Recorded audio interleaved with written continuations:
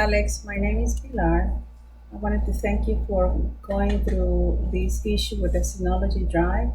I can see that you cleared out the cache and you attempted to log in and you were able to see the folders that I told you I couldn't see.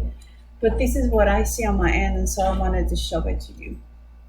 I'm gonna click right here, and then ¿Quieres un tampón? yeah. I'm moving this way. I'm clicking here on our drive.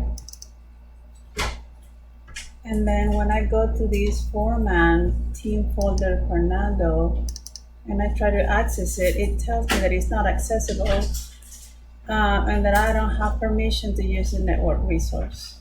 And so this is the reason why we reached out to you, because we cannot access it. I believe that the other ones are. I may be wrong, but I think I could see how I could see Manuel's. So not Fernando. I can't see Emmanuel's. See, I cannot see David M. Again, this one's not accessible.